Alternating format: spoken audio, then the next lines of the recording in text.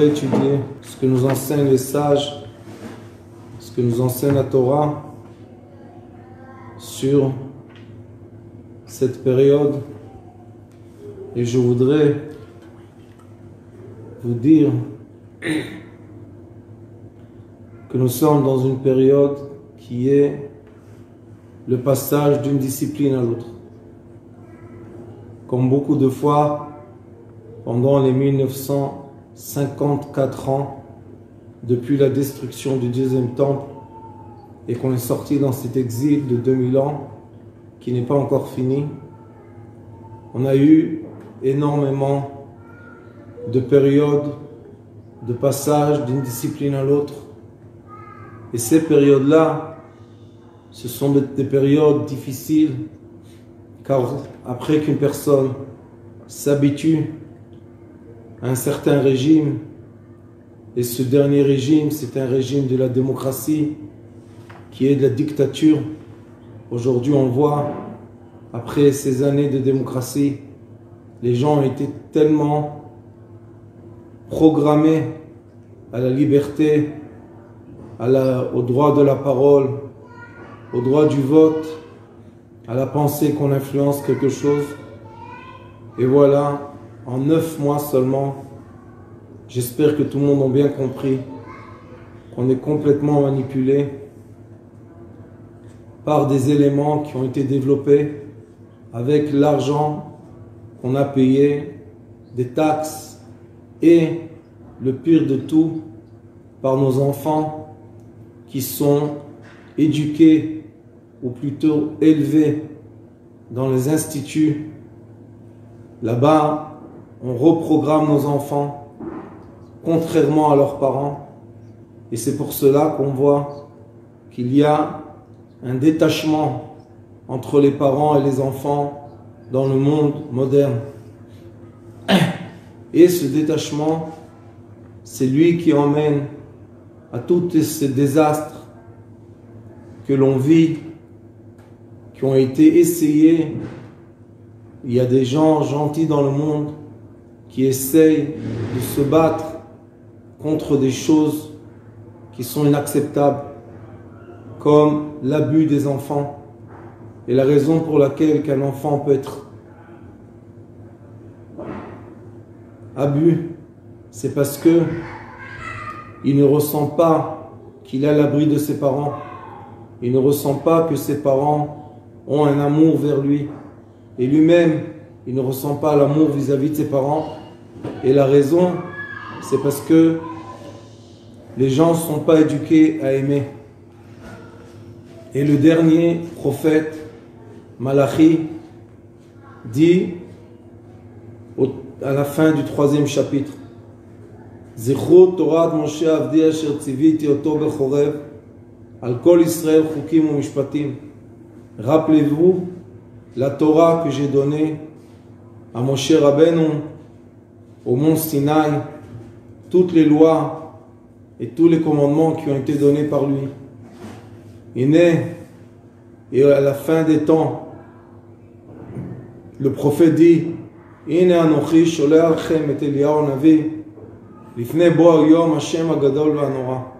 Je vous envoie Eliyahu Navi, le prophète Eliyahu, avant le grand jour de Dieu. Ce sera le jour de révèlement de Mashiach, le jour dans lequel Baruch Hashem, il y aura, comme on va lire tout à l'heure chez le Maïmoni, il y aura la délivrance de la terre du premier temple de Shlomo Rabbeinu, de Shlomo Amelech, comme il est écrit dans Zohar Kadosh, que le temple du roi Salomon a été créé avec des pierres tellement lourdes que personne n'a pu le détruire, sauf Darwavish,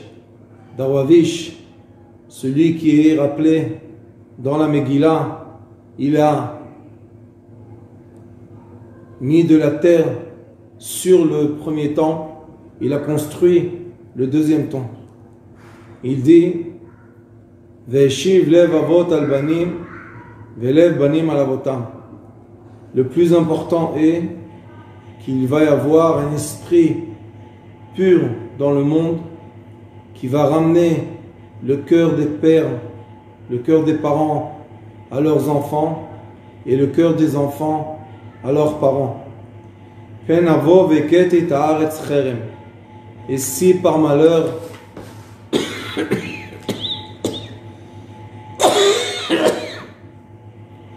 on ne va pas reprendre cette discipline qui est un des commandements, un des 10 commandements,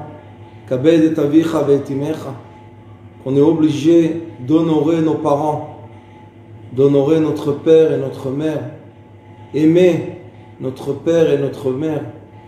Dieu les a comparés à lui, comme il est écrit, Kabed et Hashem et Oncha, et comme il est écrit, Va'afta et Hashem Elokecha, tu dois aimer Akadosh Baruch Hu.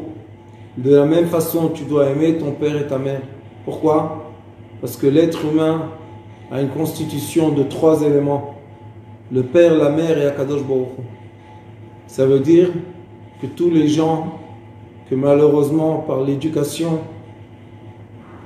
de beaucoup de dizaines d'années quittent leurs parents, s'éloignent de leurs parents, laissent leurs parents seuls et eux pensent à eux-mêmes seulement, à la richesse, aux études, au confort. Ces gens-là, malheureusement, ont perdu le lien au divin. Et quand on voit que malheureusement, même dans les endroits dans lesquels on a l'acceptation, l'attente que les endroits de l'enseignement biblique emmènent au foyer l'amour entre les enfants et les parents. Et on voit malheureusement que ce n'est pas le cas et que, encore une fois, les parents sont séparés de leurs enfants. Tout cela, c'est un régime, c'est une éducation qui est la descendance, malheureusement, du mal.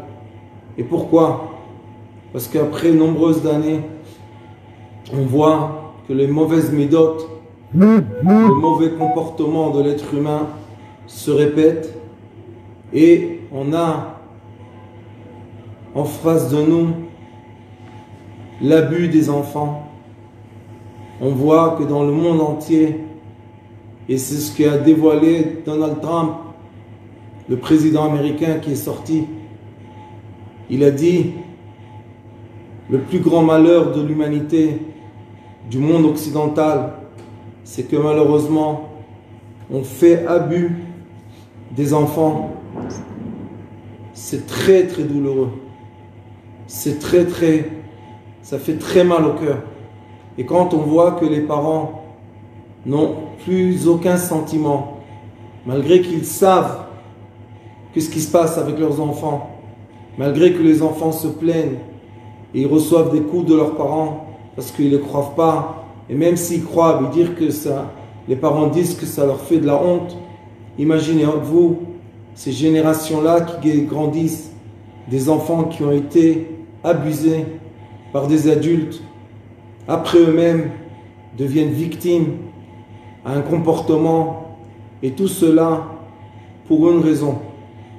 On a perdu la notion de l'amour gratuit entre nous. On a oublié que le seul lien qu'il y a entre l'humain et le divin est le lien d'amour. Le seul vrai lien qu'il y a entre les parents et les enfants, c'est un lien d'amour. Ça ne veut rien dire si tu es ingénieur, docteur, professeur, ou bien si tu es un homme simple. Ça ne veut pas dire que tu as le droit de laisser tes parents seuls, mourir seuls, vieillir seuls, et à la fin, être à la merci des autres. Malheureusement, même quand on parle de ce coronavirus, tout le monde dit que les gens âgés sont les inutiles, qui pèsent trop lourd sur la société, qui coûtent trop d'argent à la société. Et en Italie, malheureusement, premier confinement, ils ont effacé une rangée d'âge, de gens âgés, inutiles, qui sont morts dans leur maison. Et en Israël, le pays qui devait assembler le judaïsme, qui n'est plus un pays qui représente le judaïsme. Ici, ils trouvent tous les jours dans les maisons des rescapés de l'Holocauste. Ils sont très fiers d'eux, de dire qu'il n'y aura plus d'Holocauste à cause de l'État qui a été créé. Mais la vérité est que les gens âgés qui sont venus de l'Holocauste sont morts de famine chez eux à la maison. Ils ont survécu les camps, ils ont survécu la Deuxième Guerre mondiale, ils ont survécu leur montée en Israël, ils ont survécu les guerres, ils ont tout survécu, sauf la haine gratuite des êtres humains, qui est le pire des choses. Et maintenant, on voit que cette haine gratuite, ce comportement, cette éducation de séparation entre les jeunes et les âgés, entre les enfants et les parents, emmène les gens à avoir des raisonnements qui sont cruels, inhumains, inacceptables. Mais mes paroles ne veulent plus rien dire. Et c'est pour cela qu'on est obligé de se rattacher aux anciennes lois, aux lois vraies, les lois de la Torah. Et dans ces lois-là, comme nous sommes dans ce passage que je vous ai dit, d'une discipline à l'autre, et beaucoup de gens, chaque fois qu'on passe d'une discipline à l'autre, sont sûrs que Mashiach est là et que c'est le moment du dévoilement, de la révélation de Mashiach, le seul qui a écrit sur le Mashiach des lois et des commandements, c'était le Maïmoni dans son livre Ayad HaChazaka. Et à la fin du livre, 11e chapitre et 12e chapitre, il écrit Melech HaMashiach atid la'amod u'la'achzir malchut beDavid liyoshna. Melech HaMashiach, le roi Mashiach, qui est le premier, et Mashiach ben Yosef, va remettre en place le royaume du roi David. Amimshala Rishona, on va avoir le gouvernement du roi David sur nous, Bezrat Hashem. Il y a un processus d'événements qui sont obligés de se passer. Ça ne peut pas venir sans ça. Uboné Amikdash, le Melech HaMashiach, c'est lui qui va construire, il va remettre en place le premier temple du roi Salomon.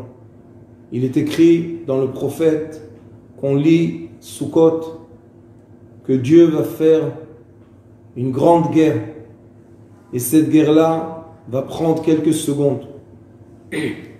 Et après la grande guerre, il y aura un grand tremblement de terre qui va disperser la terre d'Israël de la mer Méditerranée par Jérusalem, par le mont des Olives, et la mer Méditerranée va se découler dans la mer morte. Et quand il y aura ce tremblement de terre, il est écrit que toute la terre et tout ce qui couvre le premier temple du roi Salomon, qu'aujourd'hui on peut voir déjà l'archéologie, ils sont en train de creuser et de dévoiler ce premier temple qui n'a pas bougé d'1 millimètre depuis qu'il a été construit par le roi Salomon. Et bien toute la terre qui le couvre va, par le tremblement de terre, être renvoyée de lui et il va se dévoiler. Ça veut dire qu'avant qu'on dévoile, avant qu'on voit sur la surface le premier temple, c'est pas encore fini. Ou Mekabetz Nitre Israël. Et seulement après qu'on va voir la construction le dévoilement du premier temple, alors le roi du Mashiach va réunir l'assemblée du peuple d'Israël sur la terre d'Israël. Vechozrim kol hamishpatim beyamav shayu mekedem. La chose la plus importante qu'on est en train d'effacer de notre mémoire et de notre existence et de l'éducation de nos enfants, la chose la plus importante qui a tenu et réuni le peuple d'Israël pendant ces 2000 ans d'exil sont les lois du judaïsme. Le judaïsme, comme je vous dis, n'est pas une religion. Le judaïsme, c'est l'acceptation du peuple juif des lois divines qui lui ont été transmises après qu'il est sorti d'Égypte. Nous avons reçu en dessous du mont Sinaï et on a dit Naaseh v'nishma, et Dieu a changé l'âme d'esclave qui régnait sur notre corps en âme d'être libre, en âme divine, en âme de lumière.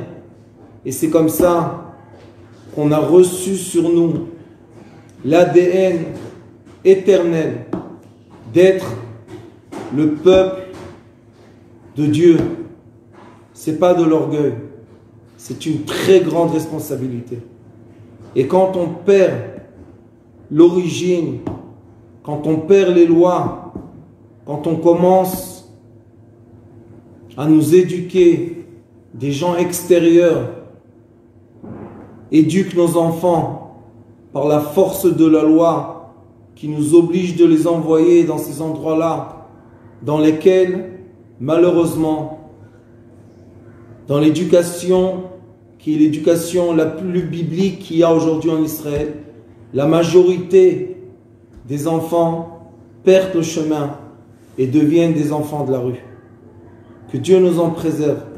Je pose cette question, ça fait des années. Comment est-ce possible que l'éducation biblique qui a tenu le peuple d'Israël pendant 2000 ans d'exil, et c'est écrit dans la Torah, on est le seul peuple qui a l'obligation d'enseigner à nos enfants de l'âge de 3 ans, lire et écrire la Torah. On est le seul peuple du monde qui a une obligation d'enseignement de la Torah, de l'information biblique, talmudique. Et voilà, après 2000 ans d'exil presque, on est venu sur la Terre Sainte. On nous a volé nos passeports, on nous a volé nos origines, on nous a volé nos sources. Et aujourd'hui, on est emprisonné. On ne peut plus, malheureusement, compter sur l'éducation qui abuse nos enfants. Et quand les enfants disent qu'ils ont été abusés par un adulte avec une barbe et un chapeau, les parents les frappent. Comment ils ont l'audace de parler contre les gens qui les abusent.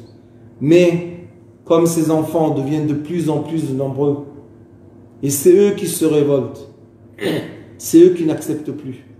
Et ces enfants-là, malheureusement, sont trahis par leurs propres parents. Et pourquoi tout cela? Parce que l'éducation de l'amour du foyer, l'éducation du noyau familial, l'éducation de l'amour propre qu'on doit avoir vis-à-vis de nos enfants, de nos parents, est effacée tout doucement, de façon systématique, jusqu'au moment qu'on est à la fin d'une période et au début d'une autre. Regardez la démographie dans le monde occidental. Les gens ne veulent plus se marier, les gens ne veulent plus d'enfants, les gens ne veulent plus la continuation du peuple, de la création de l'humain, la création la plus belle que Dieu a créée. Ils n'en veulent plus. Ils sont dégoûtés. Et pourquoi tout cela? À cause de l'éducation. Une éducation fausse qui a commencé par la charité et la miséricorde et aujourd'hui est devenue l'ennemi numéro 1 et du peuple d'Israël et du monde entier. Malheureusement, les hôpitaux qui à la base ont été créés pour aider les gens pendant les épidémies, pendant les maladies, sont devenus aujourd'hui les ennemis des gens, sont devenus les plus grands laboratoires scientifiques de l'être humain. On n'a plus aucun regret, on n'a plus aucun sentiment quand quelqu'un meurt. Une personne morte est rien qu'un chiffre dans les statistiques des ordinateurs. Croyez-moi, on est obligé de quitter le plus vite possible ce comportement qui emmène des désastres à l'humanité en global. Et ça commence toujours chez le peuple d'Israël, qui a la responsabilité de garder et préserver les lois divines. Melech HaMashiach, le roi Mashiach, sera quelqu'un qui va ramener aux gens les lois célestes. Makrivin korbanot, et on pourra venir emmener des sacrifices au temple. Vosin shmatin viovalot, et on pourra préserver les lois qui sont correspondance avec la terre d'Israël, la terre sainte de nos ancêtres Abraham, Yitzhak et Yaakov. Mais il faut savoir que dès Moshe Rabbeinu et après David Amelech et après tous les prophètes qui étaient, ils ont dit: cette terre n'est pas votre terre, c'est la terre de Dieu. Elle ne nous est pas promise. C'est la terre qui est promise seulement quand on préserve les lois divines. Tant que malheureusement, on va se moquer des lois divines, tant que malheureusement, on va perdre le lien familial, tant que malheureusement, on va oublier qu'on est obligé de respecter nos parents, cette terre-là ne nous appartient pas. Et la preuve est qu'il y a de plus en plus de gens sur cette terre qui n'ont rien à voir avec le peuple d'Israël. Eux disent que la terre leur appartient. Et ils ne disent pas ça pour rien. Ils disent ça parce que quand ils voient que le peuple d'Israël ne se comporte pas d'après la loi, les lois d'Israël, la terre ne lui appartient pas. Cette terre-là ne peut pas être conquérie ni par les avions, ni par les chars, ni par l'armée, ni par des soldats. Cette terre-là, elle est ou donnée par Dieu, ou pas donnée par Dieu. On a eu des moments de miracle, des moments de grands miracles. Et ces moments de miracle étaient un clin d'œil d'Akadosh Baruch Hu pour nous dire: Ene Elokei Chaba, voilà, je vous regarde. Vous savez, les chefs d'état-major égyptiens, syriens, ont parlé après la guerre des 6 jours et après la guerre de Yom Kippour. Et vous savez qu'est-ce qu'ils ont dit? On leur a dit: pourquoi vous vous êtes sauvés? Puisque les Syriens ils étaient déjà à lac de Tibériade et les Égyptiens étaient déjà à Beersheba. Ils ont dit: pourquoi vous êtes sauvés? Ils ont dit: parce qu'on a vu des anges du ciel descendre avec votre talit sur la tête, couvrir par un talit. Ils sont descendus du ciel vous protéger. On a vu que le ciel vous protège. Mais malheureusement, ça fait déjà trop d'années qu'on n'est plus protégé. Tout le monde le sait. C'est plus un secret. Et ça devient de pire en pire. Pourquoi? Parce qu'on perd le lien divin. Et le lien avec Akadosh Baruch Hu, c'est le lien qu'on a avec nos parents. Et c'est le lien qu'on a avec nos enfants. si on serait à l'écoute. On a eu la chance que Dieu nous a ouvert les yeux. Ça fait déjà 10 mois, bientôt 1 an, que nos enfants ne vont pas à l'école. Et chaque parent qui a observé ses enfants pendant cette période, qui s'est assis avec lui, qui a étudié avec lui, qui lui a enseigné les vraies valeurs familiales, a vu sans aucun doute le changement du visage de ses enfants.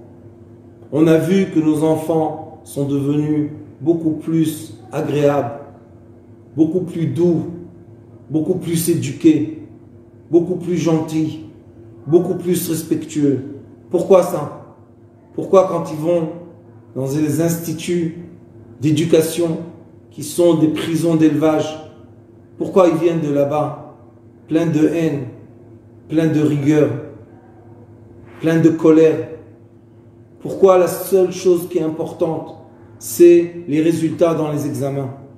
Pourquoi on a perdu l'éducation? Pourquoi on est devenu des machines qui nous donnent des résultats? Pourquoi tout cela? Pour une seule raison: séparer les enfants des parents, séparer les enfants d'eux-mêmes, permettre à des adultes crapuleux, méchants,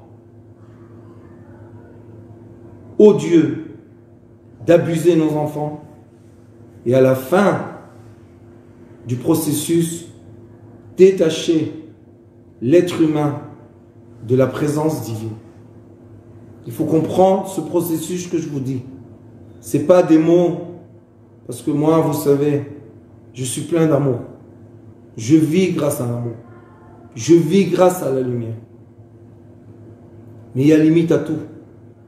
Et quand on se tait, et quand on ne dit pas les choses ici dans ce monde, et surtout quand on a la chance d'avoir l'audience qui nous écoute, et Moricha me disait, si tu ne vas pas le dire, que Dieu nous en préserve.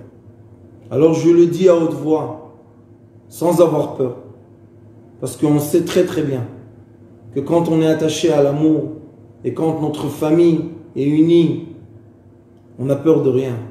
On peut partir d'un pays à l'autre, on peut partir d'une ville à l'autre, on peut tout laisser derrière nous, mais on sera toujours gagnant parce qu'on a l'amour de notre famille avec nous. Et même quand on est malade, nos enfants sont là. Vous savez combien de gens, malheureusement, se sont sauvés, ont passé la Deuxième Guerre mondiale. Et aujourd'hui, en Israël, sont morts, seuls dans leur maison. Personne ne leur emmène à manger. Personne ne s'occupe d'eux. Parce que ce sont des inutiles. Vous imaginez un peu. Quelle honte. Quelle honte. Ces âmes-là qui montent dans le ciel, ce sont des âmes qui vont dire qu'on s'est comporté comme il faut avec eux, ou le contraire. Ce sont des âmes qui vont dire on a été laissés. On a été laissés par nos proches, par nos enfants, et on est mort de famine. Vous imaginez un peu, quelqu'un qui a passé les camps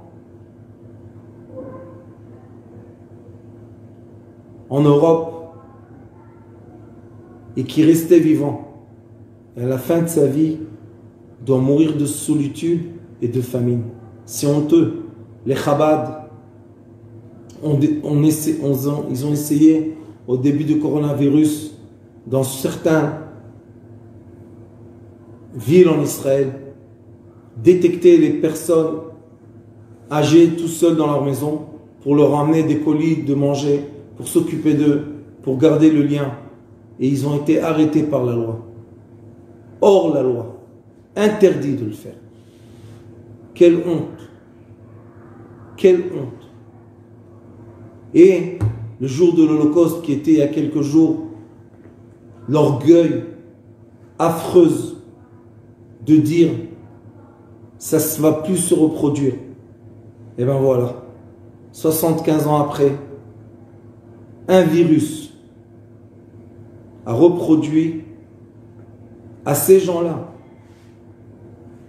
une mort odieuses, pourrir chez eux à la maison, seuls, sans que personne ouvre la porte, tape à la porte, leur pose la question est-ce qu'ils ont besoin de quelque chose.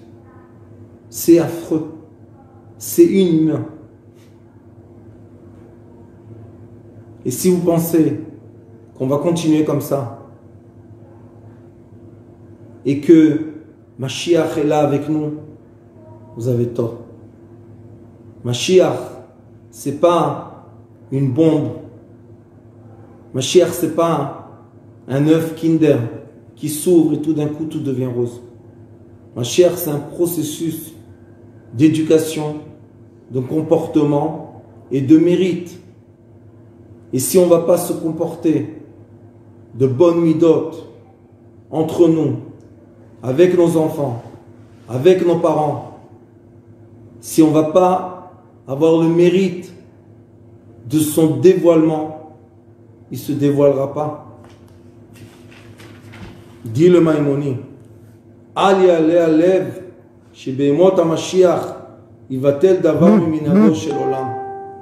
Ne pensez pas que dans les jours de Mashiach, qui vont précéder, comme je vous ai dit, au royaume de David, qui va précéder au dévoilement du premier temple, qui va précéder à la réunion du peuple d'Israël sur la terre d'Israël, il y aura un changement dans la nature, aucun changement. O yeshum chidush b'maaseh bereshit. Ne pensez pas que Dieu va changer la création du monde. Et la olam keminago olech. Le monde va continuer à se comporter comme il doit se comporter. Et comme le prophète Ishaïa a dit, Vegar zeev im keves, venamer im gdi irvot. Il dit, il est écrit que le loup va vivre avec la chèvre. Venamer im gdi irvot. Et le tigre va manger l'herbe comme le mange la biche. Mashal vechida. Tout ça, ce sont juste des illusions. Chez Yu Israël,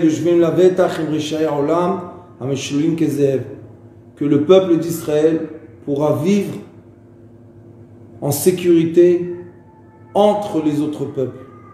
Mais cela veut dire qu'il va se comporter comme le peuple d'Israël et non pas essayer à ressembler aux autres. On n'a pas le droit de ressembler aux autres.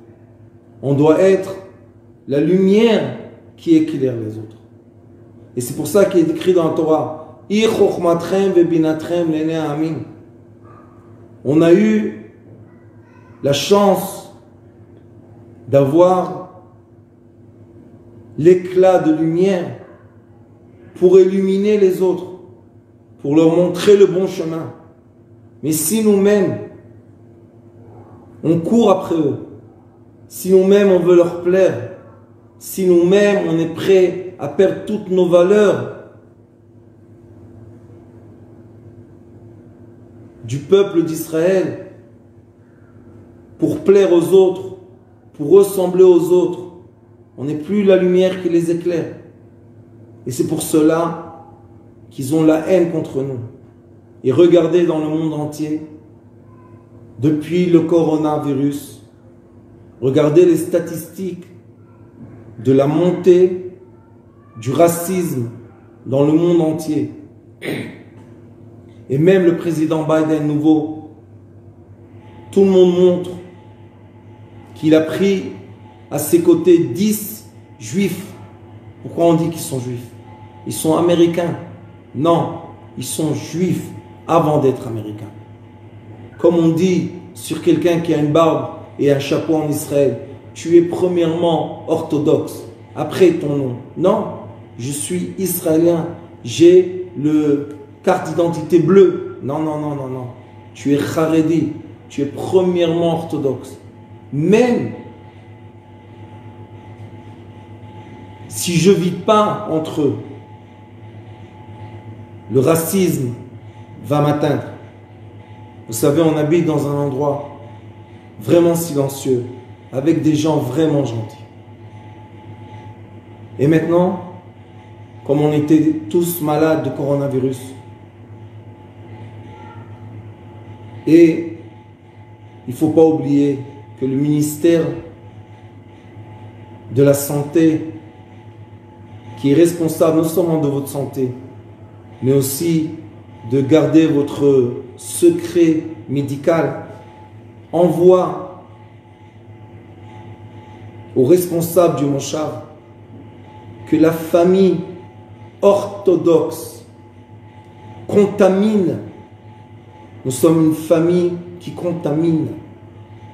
Et si vous aurez vu les messages antisémites qui ont été écrits dans le groupe WhatsApp du Moshav, qui n'ont pas été effacés, parce que nous sommes des êtres humains qui sont tombés malades. Non, nous sommes des orthodoxes qui contaminent parce qu'on ne fait pas attention aux règles.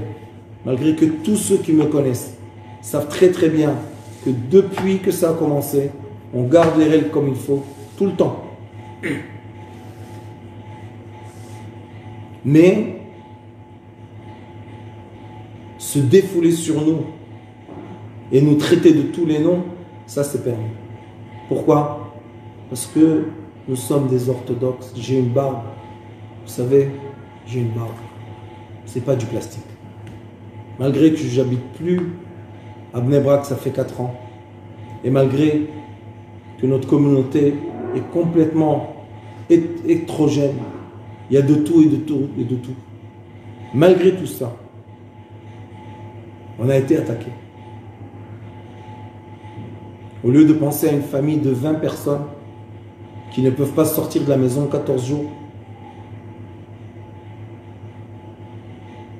et comme on disait jusqu'aujourd'hui, que le problème médical d'une personne, c'est quelque chose qui est privé et secret. C'est plus privé, c'est plus secret. Et plus on va continuer comme ça, et plus on va s'éloigner du but. Donc ceux qui veulent vraiment ramener vite, vite, vite la lumière verticale dans ce monde obscur sont obligés d'arrêter de vouloir plaire à l'obscurité et lui ressembler. Et sachez que quand on est connecté à la lumière verticale, on ouvre des vortex, il y a des ouvertures comme des fenêtres. Et chaque fois qu'on est connecté par un bon comportement, par une bonne conduite, en préservant et maintenir les règles divines, on illumine comme une lampe dans l'obscurité. Et c'est le but.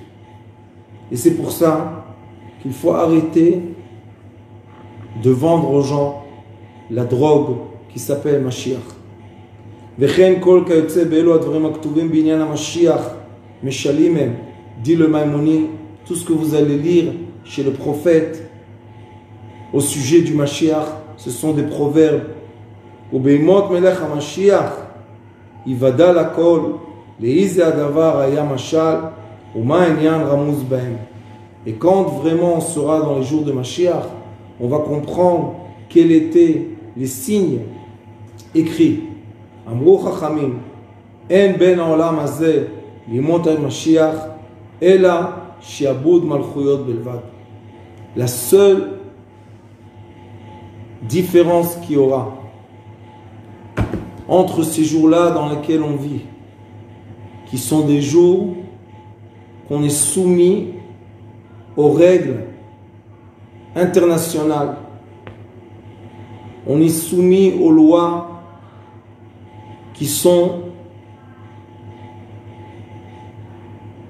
pris et écrits par les Nations Unies. Et ces lois-là n'ont plus rien à faire avec l'humanité.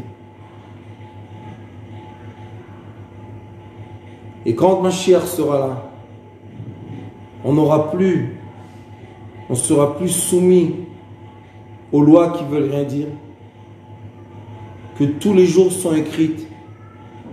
Il n'y a aucune personne sur terre aujourd'hui qui connaît les lois ni des Nations Unies, ni de son pays. Tellement il y en a. Et tous les jours des nouvelles lois, et des nouvelles lois, et des nouvelles lois. Mais nous, Baruch Hashem, le livre des lois n'a jamais changé. Baruch Hashem, il a été donné par Moshe Rabbeinu 40 ans dans le désert, et depuis on le vit. Alors, que Dieu nous permette à tous de se remettre en famille et en amour, revivre ensemble, en communauté, dans des villages, reprendre les bases saines de la vie, le comportement, les bonnes midotes et les lois divines. Et grâce à cela, avec l'aide de Dieu, peut-être notre génération aura le mérite d'un début de délivrance pour nous et pour le monde entier. Merci beaucoup d'être avec nous. Je vous remercie pour toutes vos prières. J'ai aucun doute que l'union et l'amour sont les forces les plus puissantes sur terre. Baruch Adonai Leolam. Amen. Amen.